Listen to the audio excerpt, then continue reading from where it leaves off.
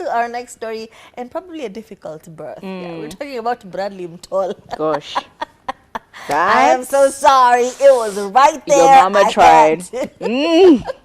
Bradley Mtall is once again a topic we're talking about this week. And this time he is giving a clap back to one Wilbroda, because she got on her segment, on her radio show segment, and was talking about Bradley Mtall. And you know how everything has occurred and how things have played out.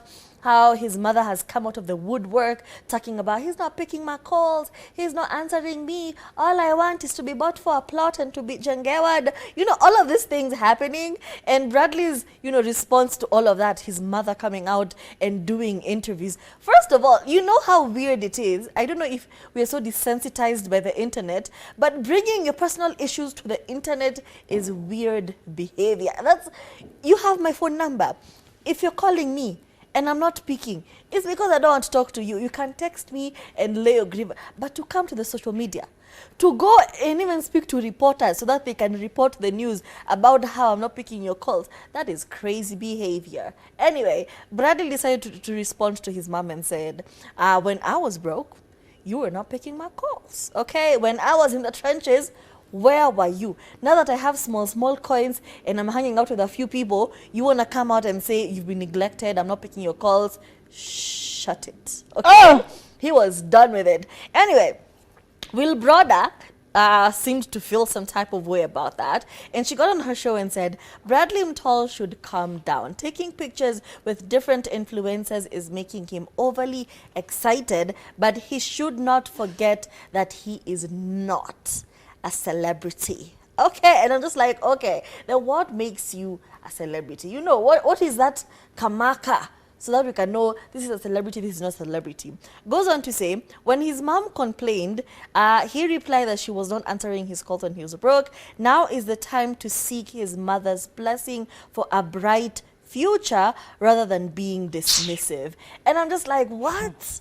Can we just stop normalizing being the bigger person, or, you know, conceding to keep the peace? Choose violence always, because people are very aware of what they are doing. So Bradley, if you're feeling like you want to go no contact with your mom because she is acting toxic, good to you, good for you. Don't let people pressure you. Absolutely, because for what? For why? Not. Only you know exactly what transpired between the two of you.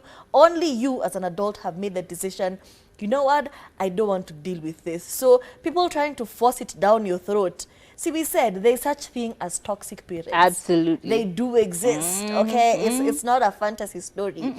Some parents can actually be toxic. And he responded, Bradley Mtall, by saying, huyu Wilbroda atafute content ya radio. Okay? Do your research, madam. Acha kuongelea maisha ya watu. She is very boring. And I'm just like, you know what? Kind of true, you know? Sometimes we don't be doing the work, okay? And we start speaking about people's lives. Look at us now, speaking about your life. Not because we don't have content, but because we are reporting and we're very objective. So please, calm down. But I feel it's like that. Stop forcing people to forgive other people. And also, I think an honorable mention about giants. We also had the Goliath from Bungoma. We had Bradley Mtall, who is the giant, the Gen Z giant. And then we had another one who kind of came up from Bungoma, who even claimed to be the brother to Bradley Mtall. And he was like, hey, that's not my brother. I only have one brother. His name is Chris. I don't know who you are. Anyway, the Bungoma giant has actually landed a role as a video vixen. I actually watched the video. I thought that was Bradley. No, it wasn't Bradley. It was, it was the Bungoma. It was the Bungoma. I thought that was Bradley. Goliath. And, you know, he had that video going on. I kind of watched it. And, you know, like, immediately I saw the video. I was like, how much did they pay him? In my head, I was like, how much did they pay me? And then it took me a while to realize, see Bradley, Nyule wa Bungoma. Damn! So now the Bungoma guy is picking up gigs left, right, and center. And kudos to you. You know, whatever you could do to get that money, get it. Except Diddy stuff, you know? Why? We were okay. We were cruising smoothly, and then he just reminded about that pedophile. Don't Diddy. The diddler. Moving on really swiftly from that very traumatizing man. I think, honestly, anyone who's not gone through parental trauma anyone who's not been scarred by their parents, you wouldn't know. You wouldn't know what it means for someone who has sought the love and the respect of their parents for so long, to the point where they're like, you know what, forget it.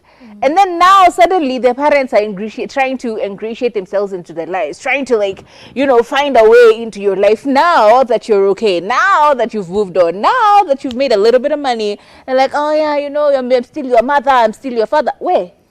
If you've not gone through childhood trauma with your parents, or you've not had parents just being trash parents, you wouldn't understand. And this is where Wilbroda is coming from.